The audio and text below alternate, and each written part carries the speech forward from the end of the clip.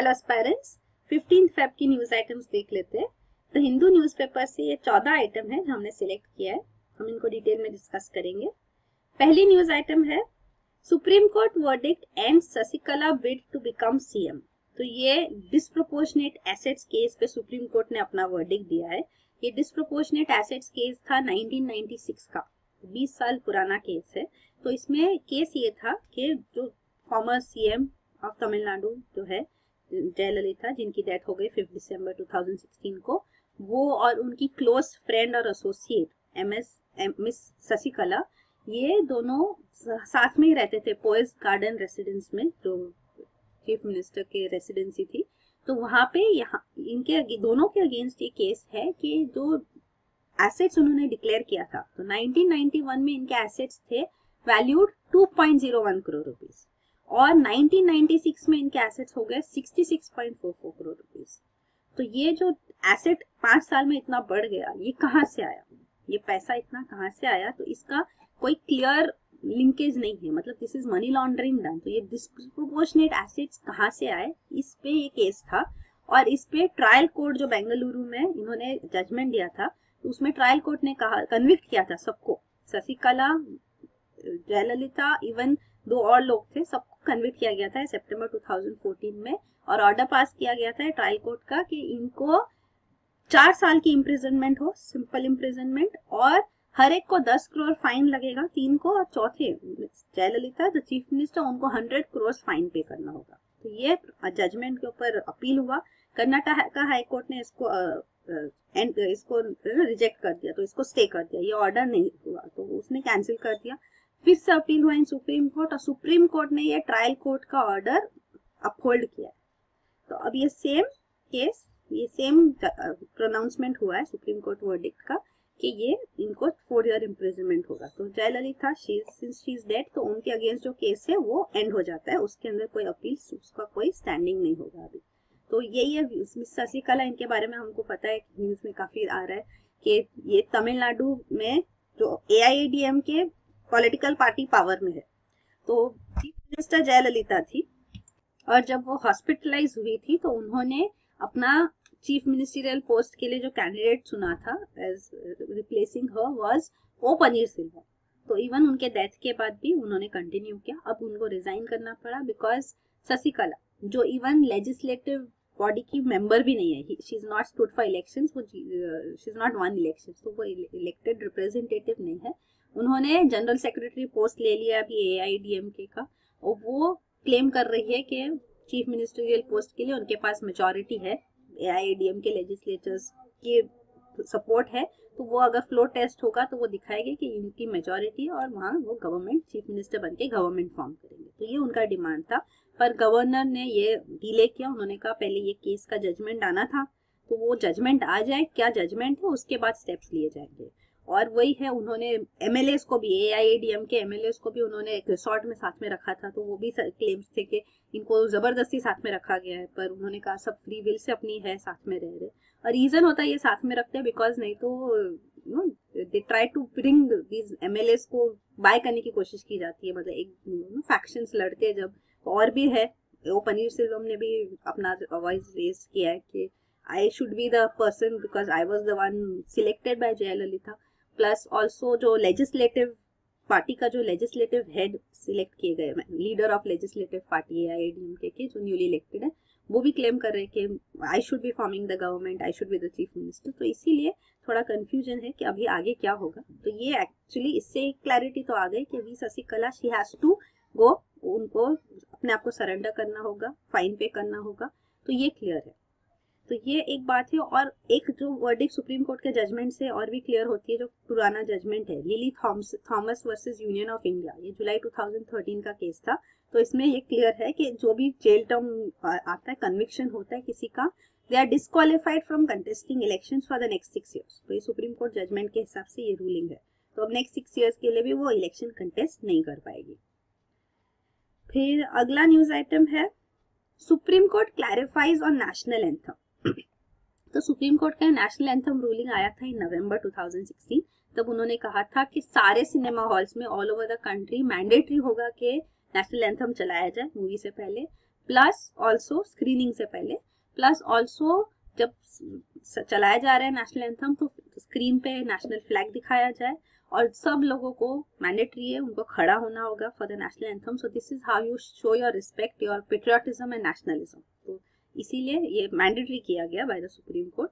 और उन्होंने ये भी कहा था कि डोर्स बंद किए जाए, पर बाद में उसके ऊपर क्वेश्चंस जब रेज हुए तो सुप्रीम कोर्ट ने क्लैरिफाई किया, क्योंकि और एक सुप्रीम कोर्ट जजमेंट है, उपहार ट्रेजेडी भी जो हुई थी तो सिनेमा हॉल्स में फायर लग जाती है, तो ये केसेस होते हैं. तो ये जरूरी है कि डोर्स बोल्टेड ना हो, क्लोज ना हो, तो इमरजेंसी एग्जिट्स ओपन होने जरूरी है. तो नेशनल एंथम के लिए जब कहा गया कि डिस्टर्बेंस ना हो इसलिए डोर्स क्लोज हो, तो वो क्वेश्चन रेज किया गया कि दिस कॉन्ट्राडिक्ट्स दैट वर्डिक्ट. तो तब सुप्रीम कोर्ट ने ये भी क्लैरिफाई किया था कि डोर्स लॉक्ड ना हो but just close so that there is no disturbance. तो ये लाया गया इस प्रोविजन. और उसके बाद जब और एक क्वेश्चन रेज किया गया कि what is it for disabled, तो तभी भी सुप्रीम कोर्ट ने क्लैरिफाई किया कि disabled are exempted, they need not stand. अब और एक क्लैरिफिकेशन आया है, तो जो सुप्रीम कोर्ट ने अपना ये मॉडिफाई किया अपना जजमेंट, उसमें उन्होंने कहा है कि अगर मूवी के बीच में अगर नेशनल एंथम प्ले किया जा रहा है, कोई डॉक्यूमेंट्री दिखाई जा रही है, न्यूज रील है, और उसमें बीच में अगर नेशनल एंथम आ रहा है तो it's not mandatory that you have to stand. तो ये एक मॉडिफिकेशन अभी न्यूज में आया है. प्लस नेक्स्ट न्यूज आइटम है trusted Trump aide Flynn resigns as NSA national security adviser. तो यूएस प्रेसिडेंट डोनाल्ड ट्रंप ने इनको अपना नेशनल सिक्योरिटी एडवाइजर अपॉइंट किया था. ये फॉर्मर मिलिट्री जनरल भी है माइकल फ्लिन. इन्होंने अभी रिजाइन किया है. तो रेजिग्नेशन का रीजन ये था कि उन्होंने एक्सेप्ट किया है कि जब उनको ब्रीफ करना था वाइस प्रेसिडेंट को अपने टेलीफोनिक कन्वर्सेशन के बारे में जो उनका हुआ था with the Russian ambassador in USA, तो रशियन एम्बेसडर टू यूएसए के साथ कन्वर्सेशन उन्होंने कहा मैंने इनकम्प्लीट इन्फॉर्मेशन दिया था वाइस प्रेसिडेंट ऑफ यूएसए को. तो ये उनके ऊपर एलिगेशन था. ये सामने भी आया जब यूएस इंटेलिजेंस एजेंसी जो वायर टैप करते सारे कॉन्वर्सेशन, तो उनके थ्रू भी ये क्लियर हुआ, मीडिया में ये लीक हुआ कंटेंट, इसीलिए अब इनको रिजाइन करना पड़ा. So this will be loss of face for the president के. वो भी क्या मुंह दिखाएंगे अब, क्योंकि उनके ऊपर भी एलिगेशन है. तो of course let's see. But Russia ने उनका सपोर्ट किया था, जैसे कि रशिया असिस्टेंस की वजह से डोनाल्ड ट्रंप यूएस प्रेसिडेंट बन पाए हैं. और his relations with Russia and how US relations will be with Russia has always been question के क्या पॉलिसी होगी, कि मतलब how pro Russia can USA become. So that is the question, because as trade dealings, business dealings, he has close association with Russia and he has good relations with Vladimir Putin too. तो अब आगे कैसे US policy होगी Russia के towards, वो हम देखेंगे. अगला न्यूज आइटम है tunnel found on Pakistan border. तो ये है बॉर्डर सिक्योरिटी फोर्स. इन्होंने एक एंटी टनलिंग एक्सरसाइज किया था जिसमें इनको 20 मीटर लॉन्ग टनल मिला जो पाकिस्तान टेरिटरी से शुरू हो रहा है और इंडिया के जम्मू सांबा डिस्ट्रिक्ट में ये यहाँ तक पहुंच रहा था. तो ये तरीका है जिससे टेररिस्ट इन्फिल्ट्रेटर्स को पाकिस्तान से इंडिया भेजा जाता है. तो ये रिवील हुआ है. ऐसे काफी टनल्स पहले भी डिटेक्ट हुए. नवंबर 2016 में भी ऐसा एक टनल सेम सांबा डिस्ट्रिक्ट में पाया गया था. तो ये बॉर्डर सिक्योरिटी फोर्स की एंटी टनलिंग एक्सरसाइज से सामने आया. और ये बॉर्डर सिक्योरिटी फोर्स है वो सेंट्रल आर्म्ड पुलिस फोर्स है. तो 5 सेंट्रल आर्म्ड पुलिस फोर्सेस है इंडिया में. ये 5 जो है, तो ये actually police law and order है वो स्टेट सब्जेक्ट है, स्टेट लिस्ट में आता है कॉन्स्टिट्यूशन में. तो अगर स्टेट ही इस पे लॉ बना सकती है, ऐसे फोर्सेस एस्टैब्लिश कर सकती है पुलिस फोर्स. तो ये सेंट्रल गवर्नमेंट ने भी पुलिस फोर्सेस एस्टैब्लिश किए for central administration and maintaining law and order. तो ये 5 है. बॉर्डर सिक्योरिटी फोर्स एक, सेंट्रल रिजर्व पुलिस फोर्स. तो बॉर्डर सिक्योरिटी फोर्स हम डिटेल में देखेंगे. Central reserve police force is the successor to crown's representative police force जो था. तो सीआरपीएफ भी काफी इंसर्जेंसी रिलेटेड इवन इलेक्शंस के टाइम पे इनको लाया जाता है. सीआरपीएफ फोर्सेस को इन एक्शन लाया जाता है. CISF central industrial security force जो है ये इंडस्ट्रियल एस्टैब्लिशमेंट्स को प्रोटेक्ट करती है, जैसे कि पीएसयूज है, एटॉमिक स्टेशन है, पावर स्टेशन है, स्पेस तो एसेट्स है, इंडिया के स्पेस ऑर्गेनाइजेशंस है, स्टील सेक्टर, पोर्ट्स, एयरपोर्ट्स. तो ये सब, इवन करेंसी प्रिंटिंग प्रेस, यहाँ पे जो सिक्योरिटी चाहिए वो ये सीआईएसएफ देती है. फिर इंडो टिबेटन बॉर्डर पुलिस जो है आईटीबीपी, ये इंडिया टिबेट बॉर्डर पे सिक्योरिटी देती है. ये 1962 इंडिया चाइना वॉर के टाइम पे ये बनाया गया था फॉर प्रोवाइडिंग बॉर्डर सिक्योरिटी. सशस्त्र सीमा बल भी उसी टाइम पे इंडिया चाइना वॉर के टाइम पे आया. ये अभी फिलहाल भी न्यूज में था 1-2 दिन पहले जब हमने इसको डिस्कस किया। तो this is one of the central armed police forces and all of them are under ministry of home affairs. तो ये सशस्त्र सीमा बल इंडिया नेपाल बॉर्डर को भी प्रोटेक्ट करती है, पेट्रोल करते हैं, और इनको एंटी इंसर्जेंसी ऑपरेशन वगैरह के लिए भी यूज किया जाता है। तो इट्स नॉट कि they have a specific, but they were created for this purpose. दोनों post during the India China war 1962-63 में ये एस्टैब्लिश हुए थे। तो ये सशस्त्र सीमा बल न्यूज में था क्योंकि उन्होंने इंसर्जेंट्स को, लेफ्ट विंग एक्सट्रीमिस्ट को प्रमोट किया और या हेल्प किया in surrendering arms. So with their assistance they were able to surrender arms। तो ये एक उन्होंने अकम्पलिशमेंट किया था। तो ये है बॉर्डर सिक्योरिटी फोर्स 1965 वॉर, जो इंडिया पाकिस्तान वॉर हुई थी उस टाइम पे बनाई गई थी। तो border security force majorly it's said to be the single largest, world's largest border police force in the world. तो ये पूरा बॉर्डर, इंडिया पाकिस्तान मतलब उस टाइम पे तो बांग्लादेश बॉर्डर भी था, तो पूरे बॉर्डर को ये सेफ गार्ड करते हैं। तो ये हमने वो अभी देखा है, जम्मू एंड कश्मीर में भी स्टेशन है। और दो आर्म्ड पुलिस फोर्सेस है, लेकिन ये सीएपीएफ के अंदर नहीं आती, ये है एनएसजी, नेशनल सिक्योरिटी गार्ड। ये 1984 में बनाया गया ऑपरेशन ब्लू स्टार के बाद। तो ऑपरेशन ब्लू स्टार जो प्राइम मिनिस्टर इंदिरा गांधी ने इनिशिएट किया था टू ब्रिंग आउट टेररिस्ट जो भिंद्रेन वाले थे, he had station himself in golden temple Amritsar में। तो वहां पे बैटल टैंक्स लाए गए थे और फायरिंग से ये सारे जो यहाँ पे टेररिस्ट होल्ड अप थे उनको सबको एलिमिनेट किया गया। तो इससे जो डिसेक्रेशन यहाँ हुआ उसकी वजह से पंजाब में सिख पॉपुलेशन काफी अपसेट था and eventually it even led to assassination. Indira Gandhi prime minister, उनका असैसिनेशन हो गया। तो इस टाइम पे ये नेशनल सिक्योरिटी गार्ड फोर्स बनाया गया था। तो ये भी सब मिनिस्ट्री ऑफ होम अफेयर्स के अंदर ही आते हैं, उनके अथॉरिटी के अंदर होते हैं। बट इट इज, ये लिखा है जैसे, it is not categorized under uniform nomenclature of CAPF. तो ये है एनएसजी।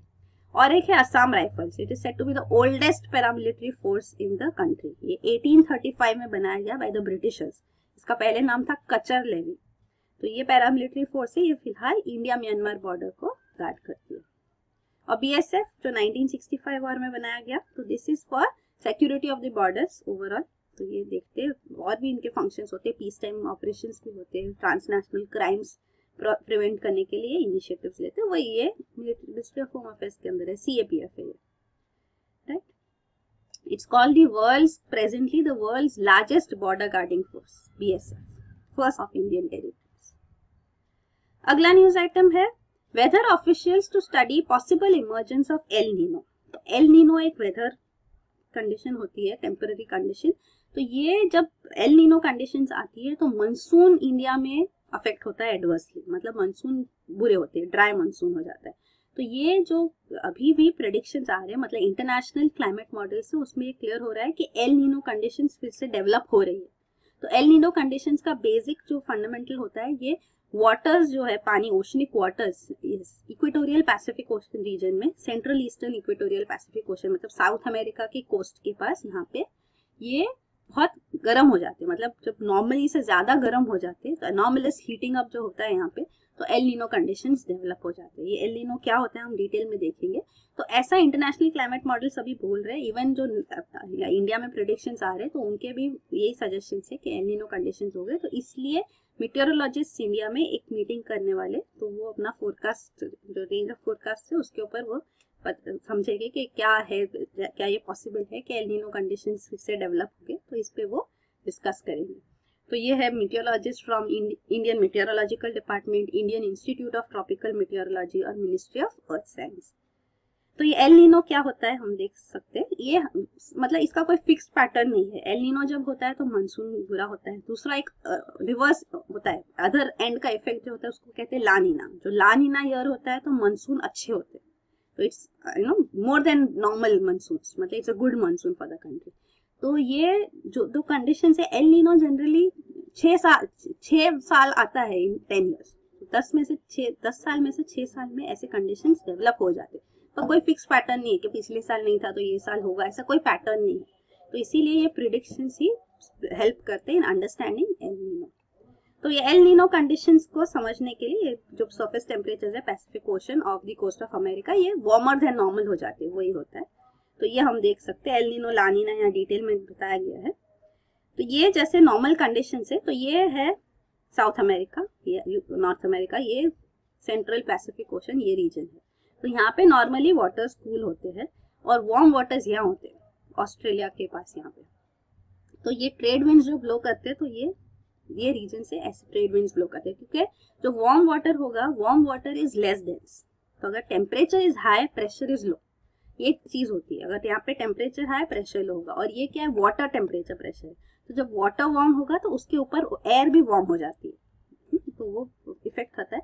तो ये जो टेम्परेचर, यहाँ पे प्रेशर लो है, यहाँ प्रेशर हाई, तो always wind blows from high pressure to low pressure, तो ये ट्रेड विंड्स ब्लो करेगी। अब ये वार्म वाटर जो है ये लेस डेंस होता है, और कूल वाटर होता है वो ज्यादा डेंस होता है। तो जो लेस डेंस होगा तो वो ऊपर जाएगा, तो जब ऊपर जाएगा तो कन्वेक्शन क्लाउड्स बनते हैं, रेनफॉल आती है। तो इसीलिए यहाँ पे रेनफॉल आती है, और इसका इफेक्ट यहाँ पे एशिया में भी आगे, ऑस्ट्रेलिया के बियॉन्ड या इंडिया में भी रेनफॉल, मानसून को ये सिस्टम अफेक्ट करता है। इसके बाद अगर यहाँ पे एल नीनो जो कंडीशन है, तो वही है, यहाँ पे एबनॉर्मली वार्म वाटर जब हो जाता है, तो वार्मर देन नॉर्मल वाटर होगा, तो यहाँ पे जो ये पूरा साइकिल है वो रिवर्स हो जाता है। तो यहाँ पे कूलर देन नॉर्मल वाटर है या वार्मर है, तो वार्मर वाटर की वजह से यहाँ ट्रेड विंड्स, यहीं से जो फ्लो हो रहा है ट्रेड विंड्स, वो रिवर्स हो जाता है। एक्चुअली यहाँ पे वार्मर वाटर्स होने की वजह से ये देखो आप, तो जब ये वार्मर वाटर्स ऊपर जाते हैं तो कन्वेक्शन करंट ऐसे फ्लो होता है। तो यहाँ पे इंक्रीज कन्वेक्शन की वजह से ये जो साइकिल भी आप देख सकते हैं, ट्रेड विंड्स यहाँ रिवर्स हो जाती है, और ये कन्वेक्शन यहाँ पे होने की वजह से यहाँ पे रेनफॉल होता है और यहाँ पे एक्चुअली ड्राई हो जाता है। तो ये एल नीनो कंडीशन हो जाती है, रिवर्सल हो जाता है। प्लस जो ला नीना कंडीशन है, ला नीना इज सेम, यहाँ पे कूल है, यहाँ पे वार्म है, पर एक्सट्रीम में ज्यादा कूल वाटर हो जाता है, कूलर देन नॉर्मल। तो यहाँ पे स्ट्रॉन्ग ट्रेड विंड्स होते हैं और यहाँ पे इंक्रीज कन्वेक्शन की वजह से यहाँ पे ज्यादा रेनफॉल होता है। तो ये है तीनों कंडीशन। एल नीनो नाम भी स्पेनिश टर्म से आता है, it means boy, small boy. तो ये एक्चुअली दिसंबर मंथ में क्रिसमस के टाइम पे होता है, तो ये लिटिल क्राइस्ट के हिसाब से भी इसको नाम दिया जाता है। और ला नीना क्योंकि रिवर्स है, तो इसको मतलब ये लिटिल गर्ल करके इसका मीनिंग होता है, मतलब girl child, boy child and girl child ऐसे।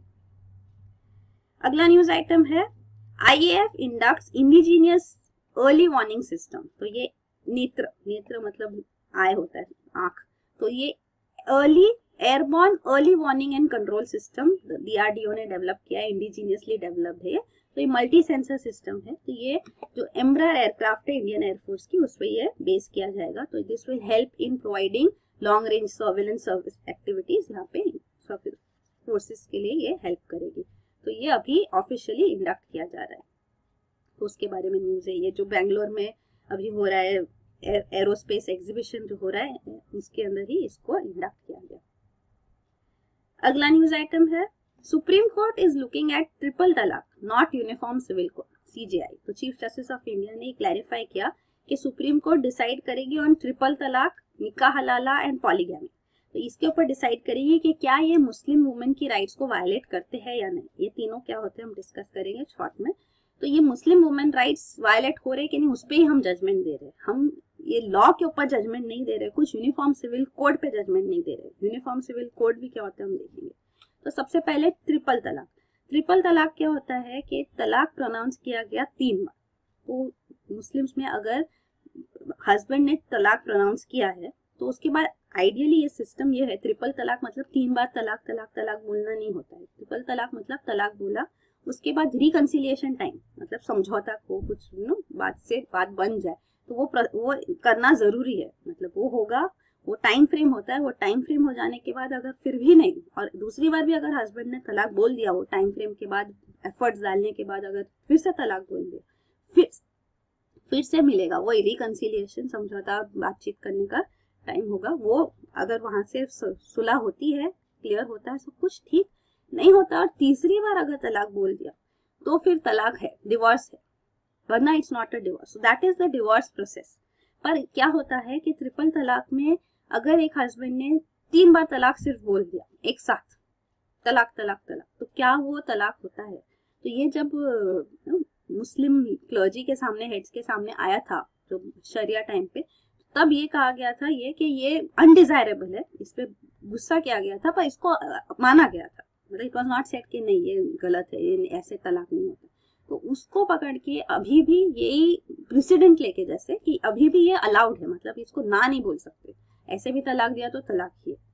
तो ये एक्चुअली इस पे एजुडिकेशन होना है कि क्या ऐसे तलाक दिया जा सकता है किसी सिंगल एक बस बोल दिया हो गया तलाक। तो ये एक पॉइंट है।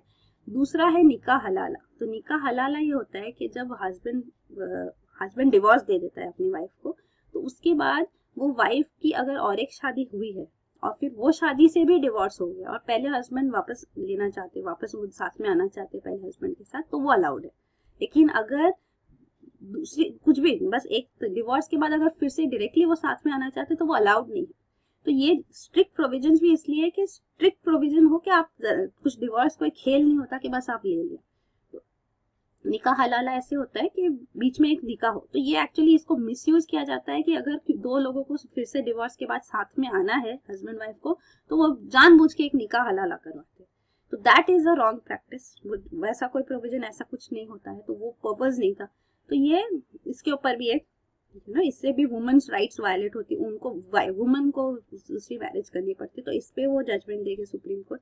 और तीसरा होता है पॉलीगैमी। पॉलीगैमी मतलब one man marrying multiple women. Muslims में अलाउड है, man can have 4 marriages, 4 women at the same time, marriages wifes at the same time. तो ये पॉलीगैमी भी एक्चुअली कोई जरूरी नहीं है कि ऐसे होना ही चाहिए, हर मुस्लिम मैन को करना चाहिए, पर ये अलाउड है। तो अगर इस पे रिस्ट्रिक्शन लाया जाए तो uphold Muslim women's right, that is nothing wrong in that. तो वही इस पे ही सुप्रीम कोर्ट अपना जजमेंट देगी। तो वो जजमेंट वो कह रहे हैं कि हम मुस्लिम वुमेन राइट्स को देख के इन तीनों चीजों पे जजमेंट देंगे। बाकी हम यूनिफॉर्म सिविल कोड पे कोई जजमेंट या कोई बात नहीं करने वाले। हम ये नहीं कहने वाले कि डिवोर्स का जो तरीका है ये दूसरा तरीका होना चाहिए, मुस्लिम लॉज के अंदर ऐसे नहीं होना चाहिए, सुपरवाइज होना चाहिए, बाय कोर्ट्स के सुपरविजन में होना चाहिए, ऐसे कुछ हम ऐसे कोई एडजुडिकेशन नहीं करने वाले हैं। ये सब लेजिस्लेचर के डिसाइड करने के मामले हैं। तो legislature has to decide on this, parliament मतलब। तो ये उन्होंने क्लैरिफाई किया। यूनिफॉर्म सिविल कोड क्या होता है? लॉज जो होते हैं कंट्री में 2 होते हैं, सिविल लॉज और क्रिमिनल लॉज। तो सिविल क्रिमिनल लॉज मतलब जैसे कि कोई भी क्राइम कमिट किया तो उसके ऊपर जो आपको सजा मिलनी है तो क्रिमिनल लॉज के हिसाब से आएगी। सीआरपीसी है, criminal procedure code, Indian penal code, उसमें डिसाइड होता है। तो वो क्रिमिनल कोड्स और सिविल कोड्स दोनों ब्रांचेस, जुडिशियल सिस्टम तो इंटीग्रेटेड है, तो हाई कोर्ट, सुप्रीम कोर्ट सारे केसेस देखते हैं, सिविल केसेस भी, क्रिमिनल केसेस भी। तो क्रिमिनल लॉज ये मैटर्स के रिलेटेड होता है। सिविल लॉज जो होते हैं वो ये मैटर्स के रिलेटेड डिस्प्यूट्स होते हैं, जैसे कि प्रॉपर्टी डिस्प्यूट है, इनहेरिटेंस डिस्प्यूट है, या तो अडॉप्शन में है, या डिवोर्स में है, मैरिज में है, ये सारे जो केसेस होते हैं तो इनमें जो डिस्प्यूट्स होते हैं वो सिविल डिस्प्यूट्स माने जाते हैं। तो सिविल लॉज जो होते हैं उसके अंदर ये डिसाइड होते हैं। तो सिविल लॉज हर रिलीजन के लिए अलग है इंडिया में। तो क्यों ये है? क्योंकि रिलीजन मैंडेट करते हैं, सारे रिलीजन में होता है, वो बताते हैं कि कैसे मैरिज होना चाहिए, कैसे डिवोर्स होना चाहिए, कैसे इनहेरिटेंस होना चाहिए। तो ये सब लॉज ऑलरेडी बने हुए रिलीजन से। तो इंडिपेंडेंस के टाइम पे ऐसा नहीं था कि हम सबको एक साथ लेके एक कॉमन लॉ बना सके जो सबको खुश कर सके, क्योंकि सब अपने रिलीजन को, और पार्टीशन हुआ था बेस्ड ऑन रिलीजन, तो काफी टेंस एनवायरनमेंट था तब, तो ये पॉसिबल नहीं था। इसीलिए सिविल लॉज कॉमन नहीं किए गए और ये प्रोविजन कॉन्स्टिट्यूशन में डाला गया under directive principles of state policy कि गवर्नमेंट इसके ऊपर वर्क करेगी, ट्राई करेगी कि यूनिफॉर्म सिविल कोड लाए। तो ये प्रोविजन है कि सिविल लॉ भी सबके लिए सेम हो, यूनिफॉर्म हो। तो ये एक ऑब्जेक्टिव भी है और बीजेपी का एजेंडा भी रहा है कि यूनिफॉर्म सिविल कोड लाया जाए। तो ये है। फिर अगला न्यूज आइटम है India to join Moscow meet on Afghanistan.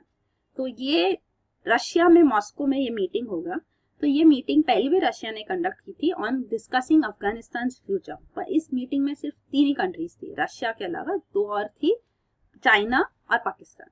तो इसमें इंडिया को नहीं बुलाया गया था, प्लस इवन अफगानिस्तान जिसके ऊपर डिस्कशन हो रहा है, अफगानिस्तान को भी नहीं इनवाइट किया गया था। तो अब जो नेक्स्ट मीटिंग हो रही है इसमें 6 मेंबर्स है, ये रशिया, पाकिस्तान, चाइना तो है ही, इंडिया को भी बुलाया गया है, अफगानिस्तान को भी बुलाया गया और ईरान को भी। तो ये इंडिया रशिया रिलेशंस भी थोड़े टेंस चल रहे हैं। एक तो Russia is coming close to Pakistan, तो रशिया पाकिस्तान मिलिट्री एक्सरसाइज भी, जॉइंट एक्सरसाइजेस हुई थी, तो that is not to the liking of India. Military relations भी स्ट्रॉन्ग डेवलप हो रहे हैं दोनों के बीच में, प्लस चाइना रशिया भी क्लोज हो रहे हैं। एंड चाइना और रशिया दोनों अफगानिस्तान में चाहते हैं कि तालिबान के साथ सपोर्ट लिया जाए तालिबान का।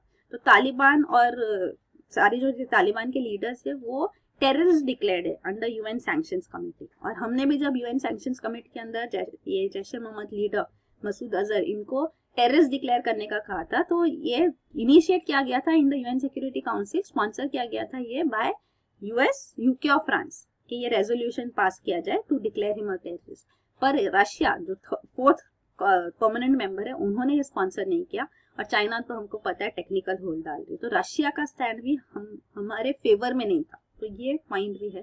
तो ये सारे रिलेशन थोड़े डिफिकल्ट लेवल पे अब चल रहे हैं, वो क्लियर हो रहा है। तो यही है, और वो चाहते तालिबान लीडर्स भी यूएन सैंक्शंस कमेटी से हटा दिए जाए, क्योंकि आईएस का प्रेजेंस अफगानिस्तान में, इस्लामिक स्टेट का प्रेजेंस बढ़ रहा है, तो इस्लामिक स्टेट को काउंटर करने के लिए तालिबान का सपोर्ट होना जरूरी है। तो इसीलिए वो चाहते हैं कि तालिबान को, टेररिस्ट को यहाँ से हटाया जाए, उनका सपोर्ट लिया जाए और इस्लामिक स्टेट से फाइट किया जाए। तो they are working towards this designated terrorist to be out of the list. तो ये स्टेप्स लिए जा रहे हैं बाय रशिया एंड चाइना। फिर अगला न्यूज आइटम है Moscow deployed cruise missiles violating treaty. तो रशिया ने ये क्रूज मिसाइल डेवलप की SSC-8। तो ये मिसाइल 2014 में भी यूएस ने कहा था कि ये मिसाइल रशिया टेस्ट कर रही है, ये क्रूज मिसाइल है, और अब यूएसए ने कहा है कि ये मिसाइल तो ऑपरेशनल हो गई है, अब ये इंडक्ट भी कर दिया उन्होंने, they have deployed it in their forces, use करना शुरू कर दिया। तो ये मतलब यूज करना मतलब आर्म फोर्सेस में ये एम्प्लॉय हो गया, मतलब ये part of the arm forces हो गया।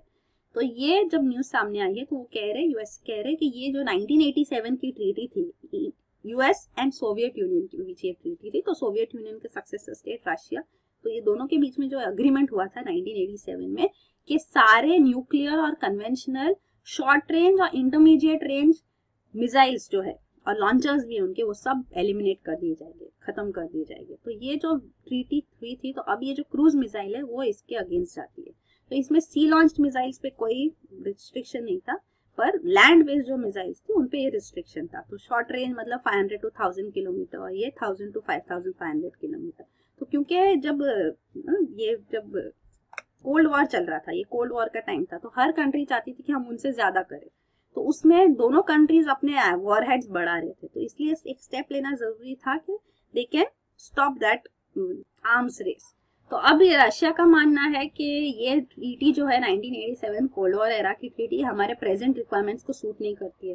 तो ऑफकोर्स अगर रशिया ट्रीटी से बाहर निकल जाएगी तो वायलेशन ऑफ ट्रीटी नहीं होता, तो we can back out of the treaty. जैसे कि इवन जो हमारा क्योटो प्रोटोकॉल था, तो वो कनाडा ने जैसे क्योटो प्रोटोकॉल से बैक आउट कर दिया, तो you can withdraw from treaties too. तो फिर इंटरनेशनल ट्रीटीज बाइंडिंग तो होती है जब तक आप उसके सिग्नेटरी और मैंडेट है, आप उसके ऊपर अप्रूव करते हो उसको, अगर आप उससे बाहर निकल जाते हैं तो वही है। तो ये यहाँ पे अभी आगे क्या डेवलपमेंट होगा, यूएस क्या स्टेप्स लेगी या रशिया के क्या स्टेप्स होंगे, वो हमको देखना होगा। तो रशिया कहती है क्योंकि ये रिस्ट्रिक्शन उन पे है और ये चाइना पे नहीं है, तो चाइना तो इंटरमीडिएट रेंज मिसाइल्स डेवलप कर रहे हैं ऑन फुल स्केल, तो रशिया के ऊपर क्यों रिस्ट्रिक्शन हो। तो वहाँ पे वो भी चाहते हैं कि हम अभी चेंज रियलिटीज के हिसाब से ये फंक्शन नहीं कर सकती ट्रीटी, ये उनका मानना है। तो अभी आगे क्या स्टेप्स लेते हैं तो न्यूज में आएगा तो हम देखेंगे। अगला न्यूज आइटम है IRDA seeks to amend 16-year-old actuary rules. तो ये है insurance regulatory and development authority. तो ये IRDA एक्ट के अंदर 1999 एक्ट में बना गया है अथॉरिटी, दिल्ली में बेस्ड था, अभी इनके हेडक्वार्टर हैदराबाद में है। तो ये सारा इंश्योरेंस री इंश्योरेंस रेगुलेट करने के लिए, प्रमोट करने के लिए स्टेप्स लेती है। तो ये एक्चुअरी का जो अपॉइंटेड एक्चुअरी का जो रेगुलेशन है वो ये अमेंड करना चाहती है। तो ये 2000 का रेगुलेशन है, मतलब 16 साल हो गए अभी। तो इसको चेंज करने के लिए वो कह रहे हैं कि जो प्रोविजन है अभी ये चेंज रियलिटीज में ये फंक्शन नहीं कर सकते, इसमें अमेंडमेंट्स की जरूरत है। तो एक्चुअली होता क्या है, एक्चुअली मतलब एक बिजनेस प्रोफेशनल है जो रिस्क और अनसर्टेनिटी है कंपनी का, वो मैनेज करेगा, मेजर करेगा कि कैसे कंपनी सॉल्वेंट रहे, मतलब कंपनी प्रॉफिटेबल रहे। तो वो मेंटेनेंस ऑफ सॉल्वेंसी पोजीशन वो कंपनी की काम करने के लिए इनको अपॉइंट किया जाता है, अपॉइंटेड एक्चुअली होते हैं। तो इनके रेगुलेशंस को मॉडिफाई किया जाएगा। और इंश्योरेंस सेक्टर में 100% FDI अलाउड है फ्रॉम जून 2016।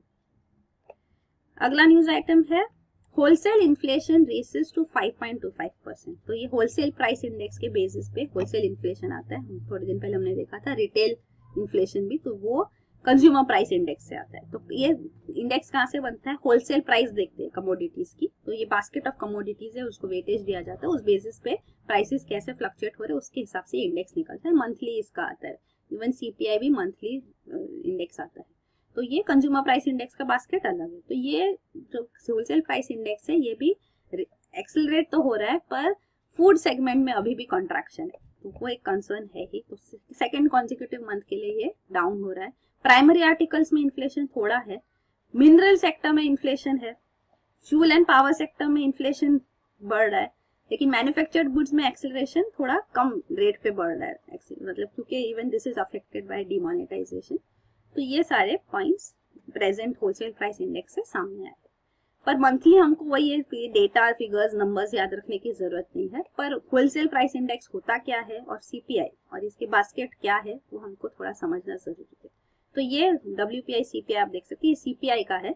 तो ये हर 100 बेसिस पॉइंट्स में से कितना परसेंटेज जैसे हर एक कमोडिटी को मिलता है टू डिसाइड द इंडेक्स। तो ये प्राइस किसका सबसे ज्यादा, फूड एंड बेवरेजेस को वेटेज है।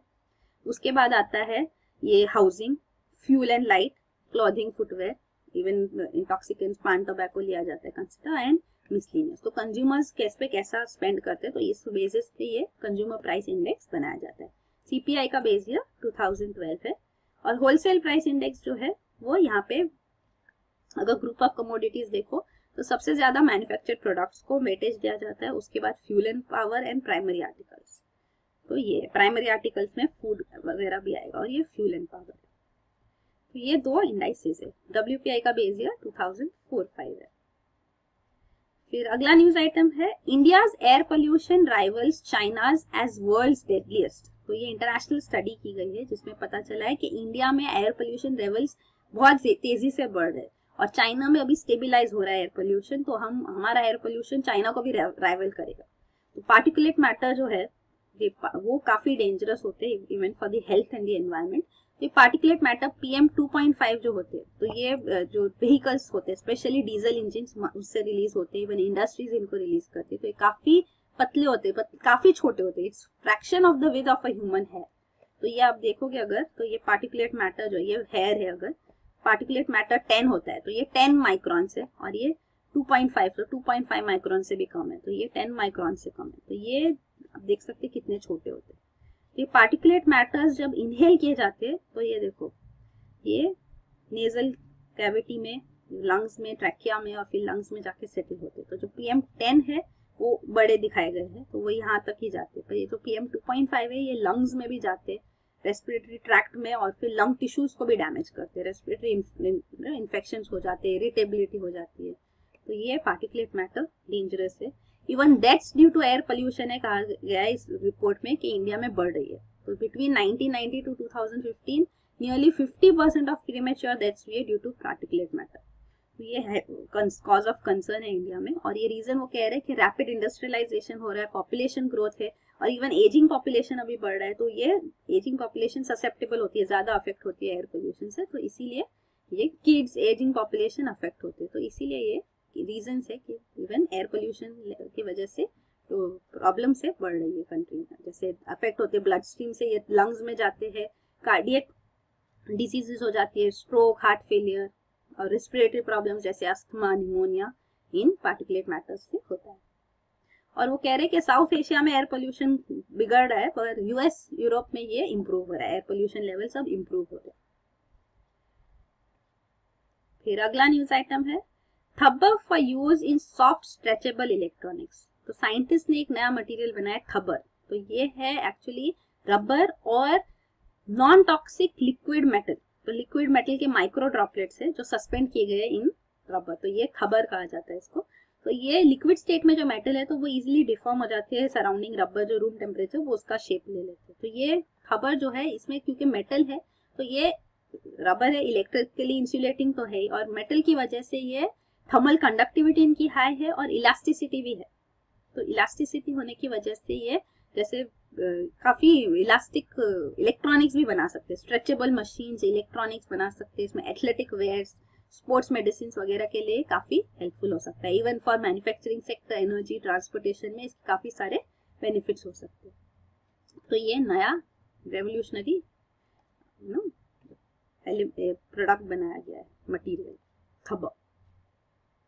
फिर अगला न्यूज आइटम है chemicals banned in 1970s discovered in deep ocean fauna. ये लास्ट न्यूज आइटम है। तो ये केमिकल्स जो 1970s में बैन किए गए थे काफी सारी कंट्रीज में, अब ये डिस्कवर हो रहे हैं in the depth of the oceans. तो ओशन ट्रेंचेस वगैरह में ये पाए जा रहे हैं, जो मरीन क्रिएचर्स यहाँ पे उनके टिश्यूज में ये पाए गए हैं। तो क्योंकि ये जो पोल्यूटेंट्स थे, ह्यूमन मेड पोल्यूटेंट्स है ये, तो ये पोल्यूटेंट्स जब एनवायरनमेंट में आते हैं ओशंस में, ये इंडस्ट्रीज जनरली डिस्पोज करते थे, तो मरीन ऑर्गेनिजम्स इनको खाते थे। वो ऑर्गेनिजम्स जब मर जाते तो वो डेप्थ ऑफ द ओशन पे चले जाते, वहां पे भी दूसरे ऑर्गेनिजम्स उनको खाते, तो ये उन ऑर्गेनिजम्स के टिश्यूज में अब तक पाया गया। तो that is why they are called persistent organic pollutants. तो ये बायोडिग्रेडेबल नहीं है, तो काफी टाइम तक ये पर्सिस्ट करते हैं एनवायरनमेंट में, और ये हार्मफुल भी है ह्यूमंस को, तो ये इसीलिए इनको बैन भी किया गया है। तो ये दो है, polychlorinated biphenyls PCBs and polybrominated diphenyl ethers PBDEs. तो ये दोनों पाए गए हैं। तो ये इलेक्ट्रिकल इंस्टुलेटर्स, फ्लेम रिटार्डेंट्स के लिए काफी यूज किए जाते थे और काफी अभी बैन हो गए हैं ये। तो इवन स्टॉकहोम कन्वेंशन जो भी है पर्सिस्टेंट ऑर्गेनिक पोल्यूटेंट्स के लिए, तो ये 2001 में साइन किया गया, 2004 से ये इन इफेक्ट भी आ गया है, तो इसके अंदर भी ये सब बैन किया गया है। तो ये पीसीबीज है, पीसीबीज यूज होते हैं for dielectric coolant fluids in electrical apparatus जो है। तो ये लॉन्जिविटी उनकी काफी ज्यादा है क्योंकि बायोडिग्रेडेबल नहीं है, तो इसीलिए एनवायरमेंटल डिग्रेडेशन इजीली नहीं होता है, लेकिन ये काफी टॉक्सिक भी है, तो इसीलिए इनको स्टॉकहोम कन्वेंशन में भी लिस्ट किया गया पीसीबीज को। तो ये बैंड है अभी। फिर पीबीडीज जो है, इनको भी फ्लेम रिटार्डेंट्स के जैसे यूज किए जाते हैं, काफी बिल्डिंग मटेरियल्स में यूज होता है, इलेक्ट्रॉनिक्स, काफी सारे इनके एप्लीकेशन है। क्योंकि फ्लेम रिटार्डेंट है तो ये काफी जगह पे यूज होता है, और ये फर्टिलिटी को भी अफेक्ट करता है ह्यूमंस में, इसका क्लियर स्टडी भी है, इसके ऊपर एविडेंस है। तो इसीलिए हेल्थ हजार्ड्स भी है इनसे, और ये एनवायरनमेंट के लिए भी हजार्डियस है, तो इसीलिए इनको स्टॉकहोम कन्वेंशन में बैन किया गया। स्टॉकहोम कन्वेंशन तो 2001 में फाइनल हुआ है, पर स्टॉकहोम कॉन्फ्रेंस हुआ था 1972 में। तो ये फर्स्ट एनवायरमेंटल इश्यूज रिलेटेड एक कॉन्फ्रेंस जो हुआ था, फर्स्ट टाइम इंटरनेशनल एजेंडा लिया गया, और इसके कॉन्फ्रेंस में ही यूएनईपी बना, United Nations environment programme. So that was created at this Stockholm conference. और स्टॉकहोम कन्वेंशन जो है वो 2001 का है, on persistent organic pollutants. So it aims to eliminate or restrict the production and use of persistent organic pollutants. तो उनके use पे, production पे, ट्रेड पे, इवन डिस्पोजल पे नॉर्म्स लाए गए हैं। तो जो सारे पर्सिस्टेंट ऑर्गेनिक पोल्यूटेंट्स है वो लिस्टेड है यहाँ पे। तीन मेन कैटेगरीज में आते हैं। थोड़े पेस्टिसाइड्स है, जैसे डीडीटी है, डीडीटी एक मेन पेस्टिसाइड है, तो ये पर्सिस्टेंट ऑर्गेनिक पोल्यूटेंट है। फिर इंडस्ट्रियल केमिकल्स पीसीबीज जैसे है, बाय प्रोडक्ट्स भी उनके सब पीओपी में लिस्टेड है अंडर स्टॉकहोम कन्वेंशन।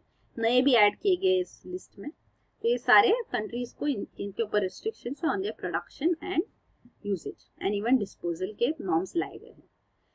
इंडिया भी स्टॉकहोम कन्वेंशन के सिग्नेटरी है। मेजर कंट्रीज जो इसके सिग्नेटरी नहीं है, और वन मेजर इज तो USA. USA has not ratified, it has signed it but not ratified it. तो अब जब इंटरनेशनल अग्रीमेंट को आप साइन करते हैं, मतलब उसके प्रोविजंस आप एक्सेप्ट करते हैं, हाँ सब ठीक है, पर रैटिफाई जब करते हैं आप, तो वो आपके ऊपर बाइंडिंग हो जाता है। USA signed but not ratified, even Israel has not ratified Stockholm convention on persistent organic pollutants. तो यही है आज के न्यूज आइटम्स। Thank you.